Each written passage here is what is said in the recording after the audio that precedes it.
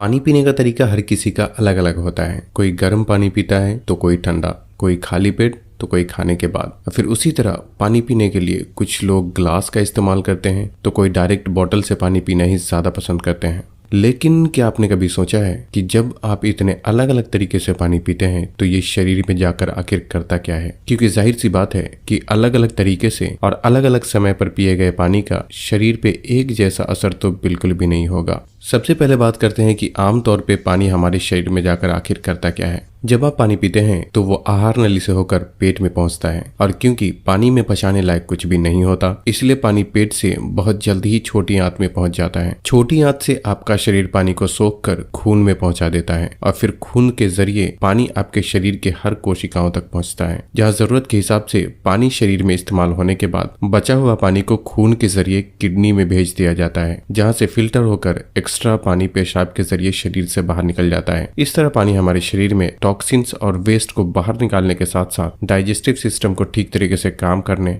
हड्डियों के बीच में मौजूद जोड़ों को चिकनाई प्रदान करने, स्किन को हेल्दी और साफ रखने के साथ साथ हमारे पूरे शरीर को ठीक तरीके से काम करने में भी बहुत मददगार होता है।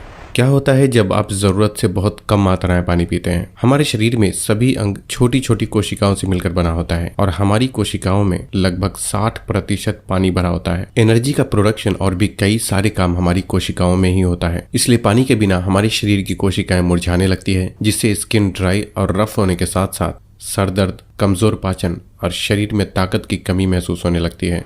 क्या होता है जब आप जरूरत से बहुत ज्यादा मात्रा में पानी पीते हैं? जरूरत से ज्यादा मात्रा में पानी पीने से एक तो आपकी किडनी का काम बहुत ज्यादा बढ़ जाता है, लेकिन इसके अलावा शरीर में एक कंडीशन पैदा हो जाती है जिसे हाइपोनेट्रोमिया के नाम से जाना जाता है। अब ये हाइपोनेट्रोमिया क्या होता है? दरअसल इस कंडीशन में आपके खून में सोडियम का लेवल कम हो जाता है, जिससे बॉडी पानी को अपने अंदर ही जमा करने लगती है। इस वजह से शरीर और दिमाग में सूजन पैदा होने लगता है और कई सारी प्रॉब्लम शुरू होने लगती है। ये एक इमरजेंसी सिचुएशन होती है जिसमें जल्द से जल्द सही इलाज मिलना बहुत जरूरी होता है, लेकिन आपको घबराने की बिल्कुल भी जरूरत नहीं है, क्योंकि अक्सर लोग उतना भी पानी नहीं पी पाते जितना कि शरीर को जरूरत होती है। बस कुछ ही गिने चुने लोग ऐसे होते हैं जो भावनाओं में बहकर जरूरत से बहुत ज्यादा मात्रा में पानी पी लेते हैं, और जिसका उन्हें नुकसान उठाना पड़ता है। आमतौर पर दिन भर में लगभग 8 गिलास पानी पीने को सही माना जाता है, जो कि 2.5 से 3 लीटर के बराबर होता है। लेकिन ये कोई फिक्स नंबर नहीं है, क्योंकि जो फल और सब्जियां आप खाते हैं उनसे भी शरीर में पानी की कुछ जरूरतें पूरी होती है, और फिर मौसम और मेहनत के हिसाब से भी शरीर में पानी की जरूरतें कमती और बढ़ती रहती है। मिसाल के तौर पे अगर आप बहुत ज्यादा हार्ड वर्क करते हैं या मौसम बहुत ज्यादा गर्मी का है तो आपको 8 गिलास से बढ़कर 10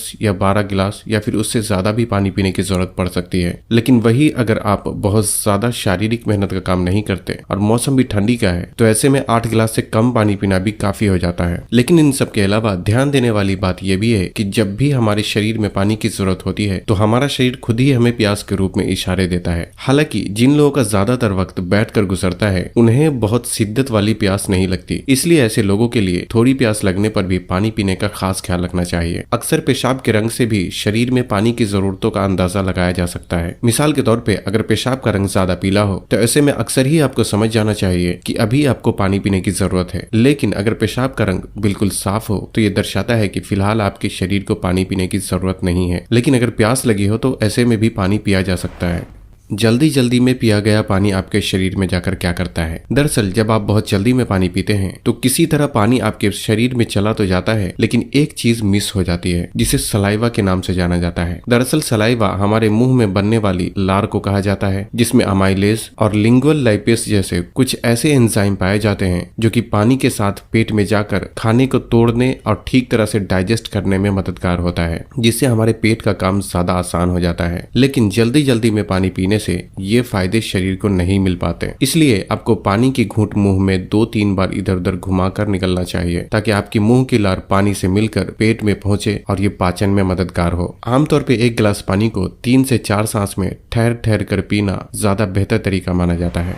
खाली पेट पानी पीने से क्या होता है? दरअसल खाली पेट पिया गया पानी डाइजेशन को इम्प्रूव करता है और बहुत जल्दी शरीर पर असर दिखाता है, और ऐसा इसलिए क्योंकि इस वक्त आपका पेट पूरी तरीके से खाली होने की वजह से पानी बहुत जल्द ही पेट से छोटी आंत में और छोटी आंत से खून में पहुंचकर शरीर में इस्तेमाल होने लगता है।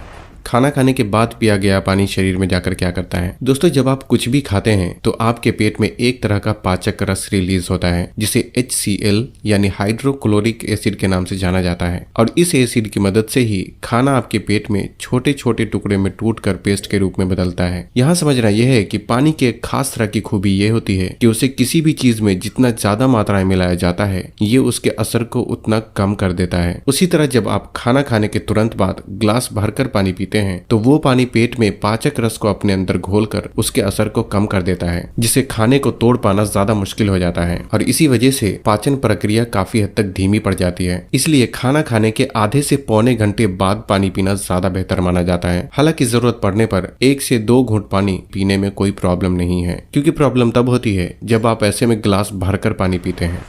गर्म और ठंडा पानी शरीर में जाकर क्या करता है? हमारे पेट में जो भी जाता है वो तब तक पेट में ही रहता है जब तक कि उसका टेम्परेचर हमारे शरीर के हिसाब से नॉर्मल ना हो जाए। अब ऐसे में जब आप फ्रिज का ठंडा पानी पीते हैं तो वो नॉर्मल टेम्परेचर में आने तक पेट में ही रहता है। ऐसे में हमारे पेट की मसल्स ठंडे पानी के संपर्क में आने की वजह से सिकुड़ने लगती है। जिन लोगों को कफ की प्रॉब्लम है तो वो भी बढ़ने लगती है, और ऐसा इसलिए क्योंकि जरूरत से ज्यादा ठंडा पानी की एक खासियत होती है कि उसके संपर्क में जो भी आता है वो उसे जमाने लगता है। जब पेट में मौजूद खाना ठंडे पानी के संपर्क में आता है तो वो पहले से ज्यादा सख्त हो जाता है, जिसे पचा पाना पेट के लिए ज्यादा मुश्किल हो जाता है। वहीं गर्म पानी की खासियत ये होती है कि उसके संपर्क में जो भी आता है वो उसे सॉफ्ट बनाने का काम करता है, और यही वजह है कि गर्म पानी पीने से ये पेट में जाकर खाने को सॉफ्ट कर देता है, जिससे उसका पाचन बहुत ही आसान हो जाता है। और यहाँ तक कि जिन लोगों में कफ की प्रॉब्लम है उसमें भी गर्म पानी ज्यादा फायदेमंद होता है। लेकिन गर्म का मतलब बहुत ज्यादा गर्म पानी नहीं, बल्कि हल्का गर्म पानी पीना चाहिए, क्योंकि बहुत ज्यादा गर्म या बहुत ज्यादा ठंडा ये दोनों ही हमारे शरीर के नेचर के खिलाफ होता है। इसलिए आमतौर पे आपको नॉर्मल या हल्का गर्म पानी पीना चाहिए। लेकिन अगर मौसम गर्मी का हो तो मटके के हल्के ठंडे पानी का बेझिझक इस्तेमाल किया जा सकता है, क्योंकि प्रॉब्लम तब होती है जब आप फ्रिज का बहुत ज्यादा ठंडा पानी पीते हैं। एक्सरसाइज करते वक्त पिया गया पानी शरीर में जाकर क्या करता है? दोस्तों, जब हम एक्सरसाइज करते हैं तो पसीने के जरिए शरीर से बहुत सारा पानी खर्च होता है, और ऐसे में जब हम पानी पीते हैं तो ये हमारे शरीर में हाइड्रेशन मेंटेन करने का काम करता है। लेकिन एक्सरसाइज के दौरान आपको एक ही बार में बहुत ज्यादा पानी नहीं पीना चाहिए, क्योंकि इससे